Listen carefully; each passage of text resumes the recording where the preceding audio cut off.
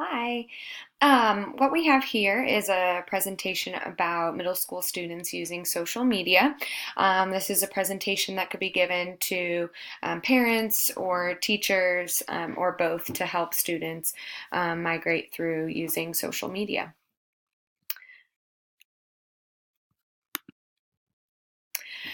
So the first thing we're going to discuss is should our students be using social media? And the reality is that most of our middle school students are already using some form of social media.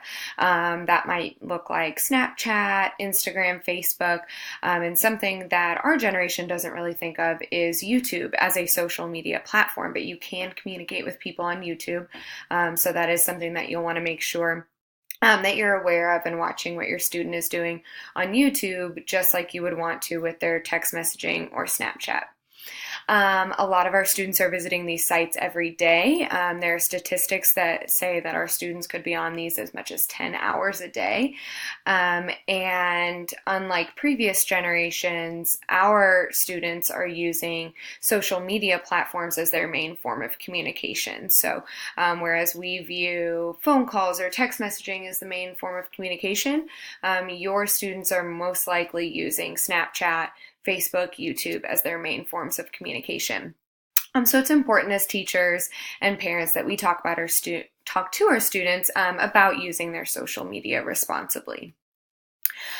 What's good about them being on social media? There's a lot of positives about your students being connected to other people on social media.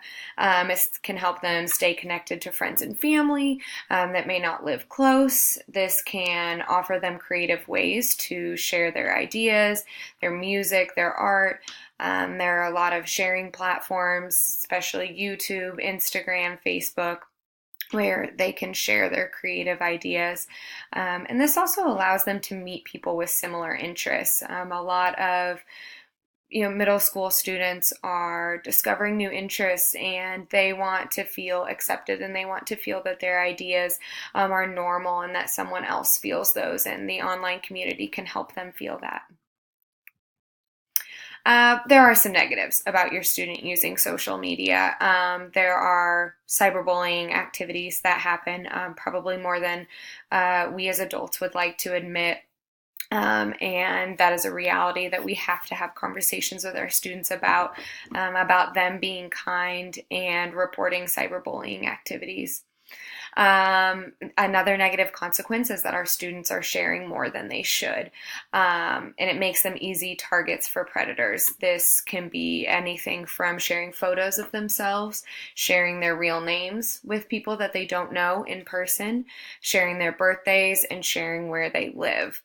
And this might not be knowledge that they know that they are sharing, especially their location might be posted with some of these platforms without their knowledge. So it is important that we're making our students aware of their privacy settings so that they are aware of what's being shared with the community. Another negative consequence of social media is that those posts are around forever. And our middle school students might not be aware of the fact that what they are posting online today can be accessed for years and years afterwards. There's no way to permanently delete inappropriate photos and negative messages that you post online. So it's important that we educate them that what you post online is there forever. But there are things that we can do to help them be safe online. And some things that we can do is we need to make sure that as parents and teachers, we are aware of what our students are doing online. Generations before, online meant on a computer, but in the current age, online could mean on their desktop computer, on their laptop, or even on their phones. We need to make sure that we're aware of all of those platforms. We need to build trust with our students. They need to trust that we are going to respect their privacy, but we also want to make sure that they're safe.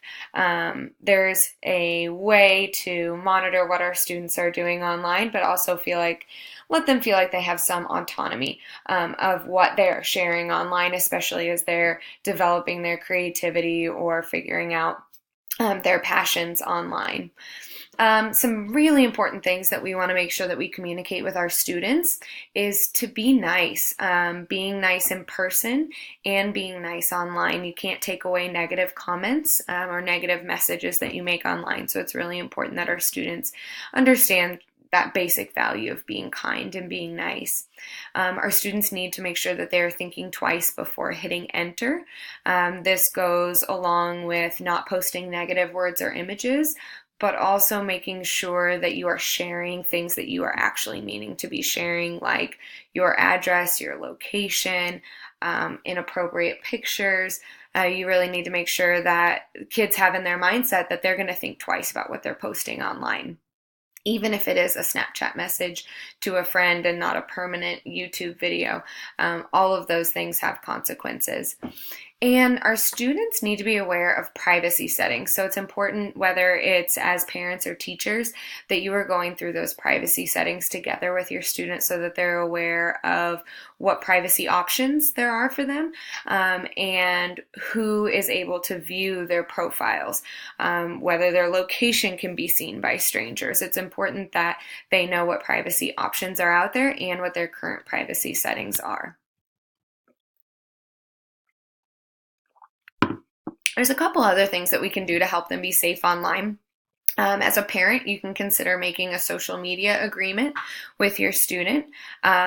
We, as educators, can also uphold them to certain standards when they are here at school. But as a parent, if you would like to make a social media agreement, some ideas are that the student will agree to protect their own privacy. So after we've taught them about privacy settings, the student's going to agree in a contract to protect their own privacy, meaning they're not going to let strangers view their profile. They are not going to send their address. They're not going to give their real name to people they don't know in real life. And you're going to put that responsibility on them once we've taught them those settings. Students are going to need to agree to consider their present reputation as well as their future reputation. It's hard for middle schoolers, as 7th and 8th graders, to think about what the future holds. But if they are going to have social media accounts, they have to be aware that what they are posting as a middle school student can follow them for the rest of their life. And they have to agree to not give out personal information, and that's going to go along with those privacy settings and what they're agreeing to put out online. As parents making a social media agreement, it's important that you agree to respect your students' privacy. That's a big part of middle school students having social media accounts, is they want something that is their own, and they want something to feel ownership of, and they want to feel privacy. But it's important that as a parent, they agree to let you be knowledgeable about the online activities. So it's important that you're respecting your students' privacy, but you have to know what platforms they are on, and you have to be knowledgeable about their online activities. It's important as a parent that you're setting guidelines for social media use, and you need to be consistent with those, whether that is a time frame that they are allowed to be on social media, whether that's a certain platform that they're allowed to be on, but there do need to be some sort of guidelines set up. And doing all of this and making the agreement, it does put a lot of responsibility on the student, but it teaches students about trust and taking that responsibility in the online community. And as a parent, if you are aware of their online activities and they break that contract, then there would need to be repercussions for that. Any other tips to make sure that your student is using social media correctly? Because as we talked about earlier in the presentation, middle school students are actively on social media, whether that is YouTube or Snapchat. This is how they are communicating with the world. And so it's important as a parent and as a teacher that you have open communication with your student. They need to feel comfortable sharing with you what they are doing online, and that you feel comfortable with their access to the world online. As a parent and a teacher, get to know the apps that they're using. There's a lot of formats online that students are using that previous generations don't know about.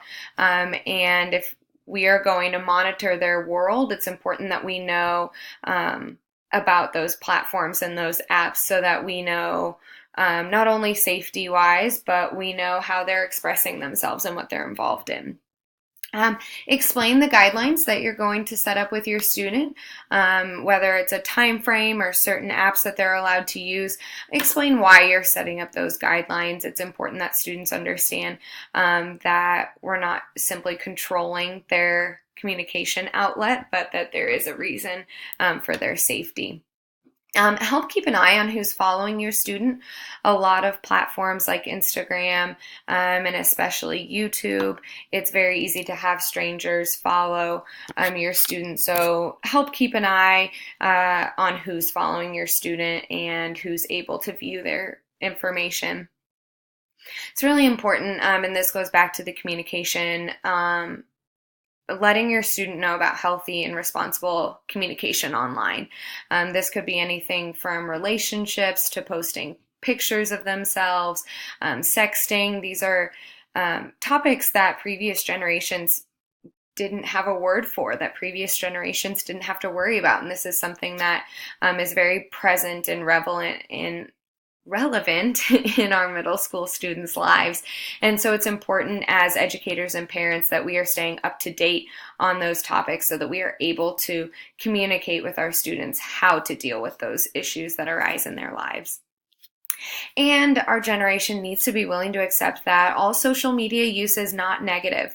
It can be a very positive experience for your student to become involved in an online community and to have a creative outlet and to have a facility where they will be able to communicate with their peers. So as long as social media is used responsibly, it is not all negative. So we can help our students connect to kids their own age and interests that they have, as long as they are being safe. But it can be a very positive experience for our students. Here are a couple resources that both parents and teachers can use online that can help our students navigate social media responsibly. And if you have any questions, as always, please feel free to contact me. Thank you.